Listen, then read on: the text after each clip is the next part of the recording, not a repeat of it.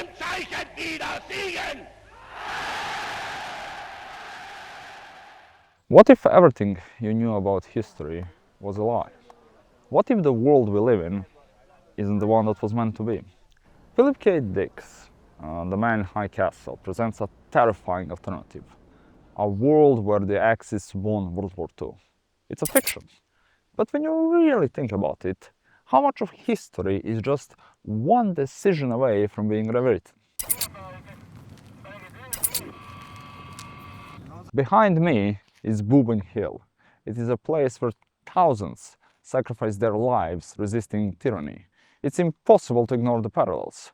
The people executed on this very spot weren't just victims, they were freedom fighters. They were fighting for their own reality from being rewritten. If they hadn't resisted, who's to say the world of The Man in High Castle wouldn't be our reality today?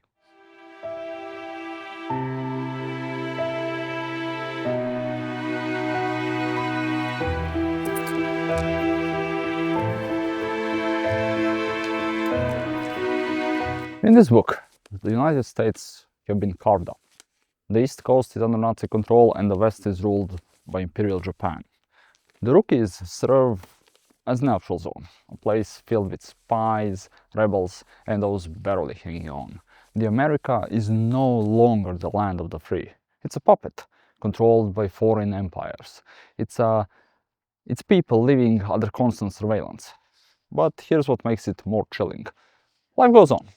People adapt, resistance is scattered, small and fragile. The average person just tries to survive, not fight. And isn't that how it usually goes? Every character in this book is struggling to navigate the world that shouldn't exist. But what's even scarier? They doubt their own reality. What is truth when history itself has been rewritten? One of the characters, Juliana Fring. She is an ordinary woman living under Japanese rule who stumbles upon a book, a forbidden book. The Grasshopper's lies heavy. It tells a world where allies won, a world where America is free. It's fiction, they say, just a story. But is it?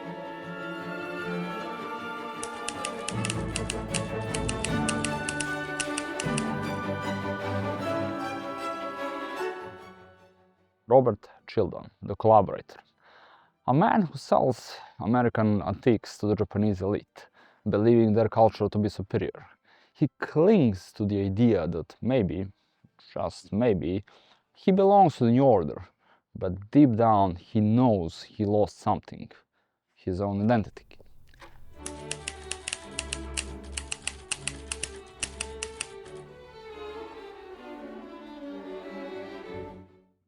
Third character, Nobusake Takomi.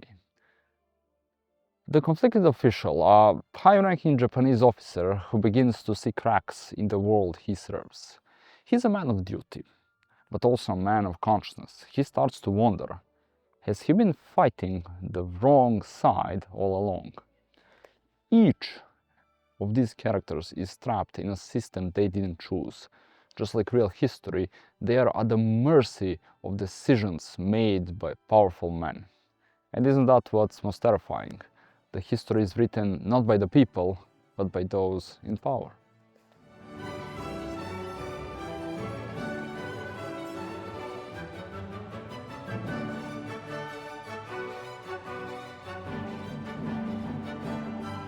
What makes The Man in High Castle so brilliant? It is that inside this world of lies, there is a hidden truth. A book that suggests that history could have gone differently. The Grasshopper Lies Heavy describes a different reality. One where the Allies won. It's a book inside a book, a story inside a story. But is it really fiction, or is it a glimpse into a world that should have been? This is where the Dick's novel becomes more than just a what-if story. It becomes a question about the very nature of reality. Who decides what's real? Who controls the narrative? And if the truth is buried deep enough, does it even matter?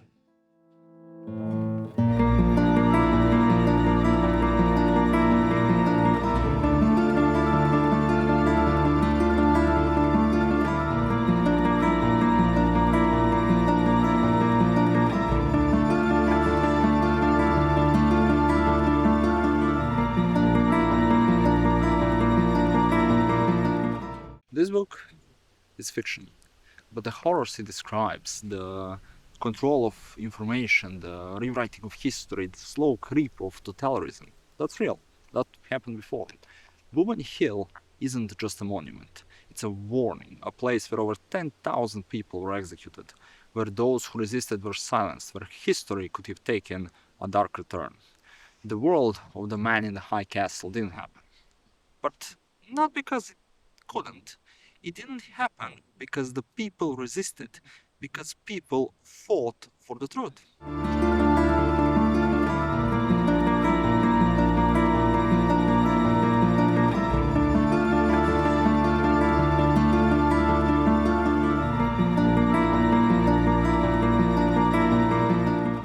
Written during the Cold War, the novel depicts of geopolitical strife. Example is Nazi-Japanese conflict, obviously, mirrors contemporary fears of nuclear annihilation and ideological hegemony. Dick's fragmented structure and shifting perspectives mirrors a destabilizing world, inviting readers to question their relative validity. The Man in the High Castle transcends alternative history trope to probe existential and philosopher quandaries. Through its layered narrative and recursive metafiction, the novel asserts that history is a tapestry of possibilities, contingent and malleable. The story is unresolved tension between resignation and hope, oppression and resistance. Reflect Dick's meditation on human resilience in the face of omnipotent forces. By leaving its world unchanged, yet its characters transformed, the novel posits that awareness itself is a form of rebellion, a subtle but profound defiance against tyranny. We like to think that history is set in stone, that the past is unchangeable, but this book shows us that history is fragile, that reality is malleable, that one wrong turn and different outcome, the world as we know it, could be unrecognizable. So the question is, could it have happened again? Books are still banned, truth is being rewritten, and people are still being silenced for asking the wrong questions. The Man in High Castle may be a fiction, but if you're not careful, it might just become the prophecy. Thank you everyone for watching, and have a great day. Bye.